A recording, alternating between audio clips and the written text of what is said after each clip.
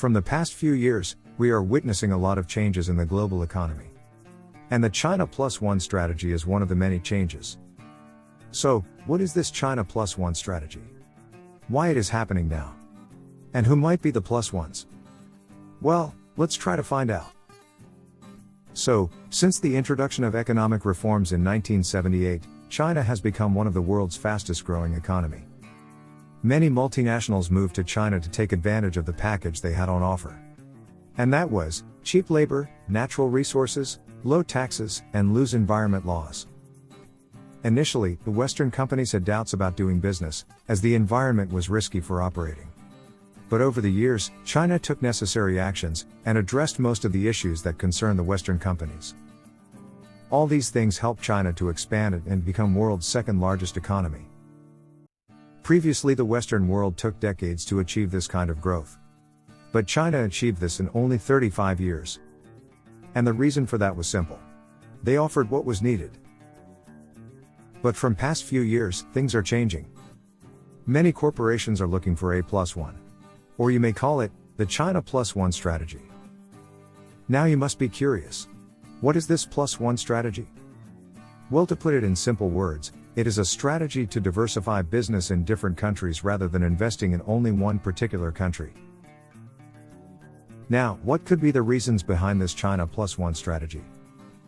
You see, the Chinese economy has matured now, and the advantages that companies enjoyed for all these years no longer exist.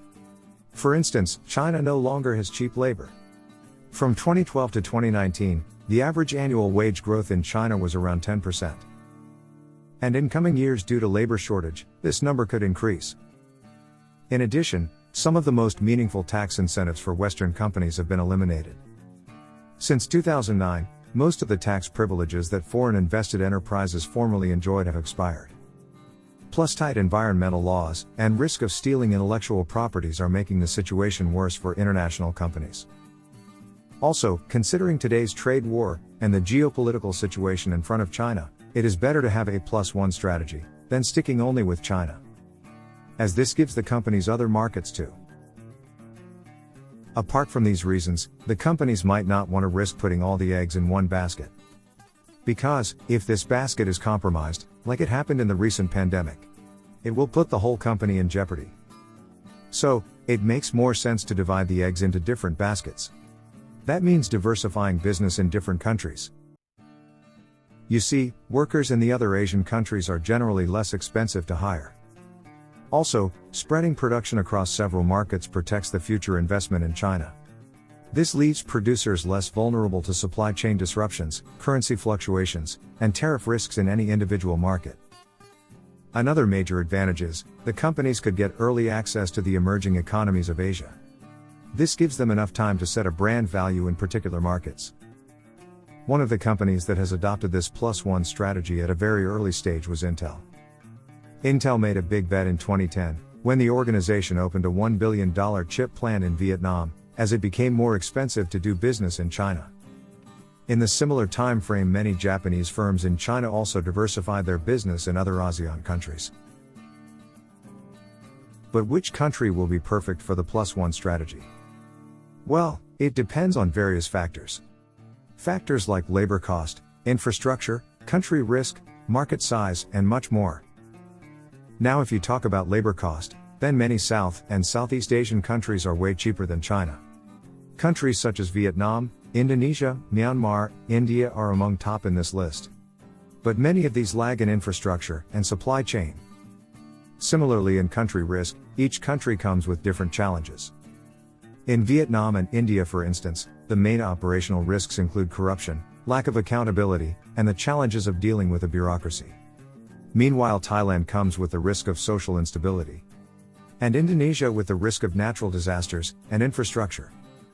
So, every country has a bright and a dark side, no one is perfect.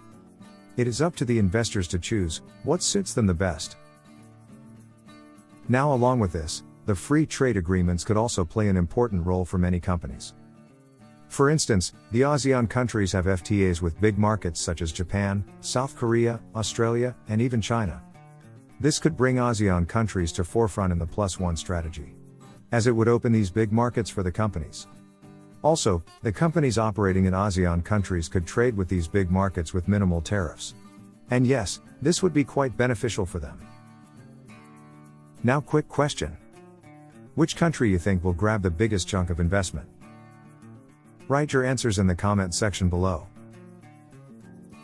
But even if companies adopt China Plus One strategy, they could still face problems in the global value chain.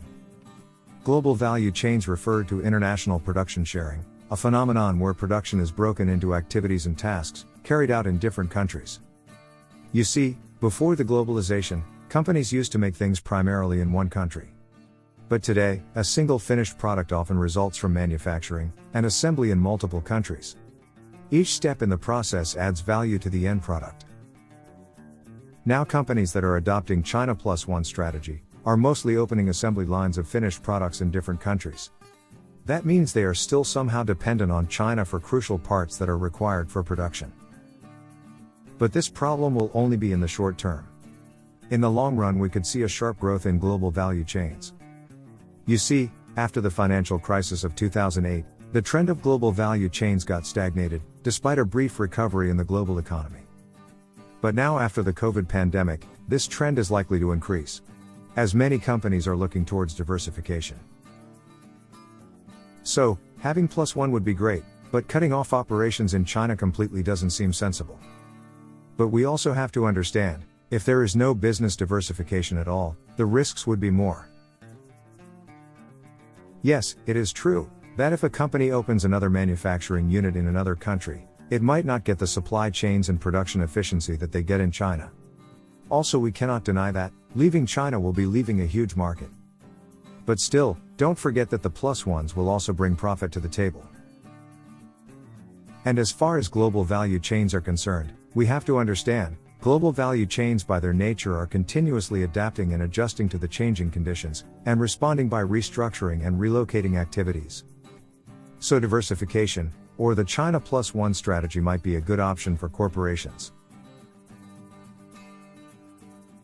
If you like this piece of content, then please share it with the world. Also, we would love to hear from you, what kind of content you would like to see in the future. What are your views about this video? Let us know in the comment section below. And we are glad you watched the full video. Please hit the subscribe button and give this video a like. Thank you.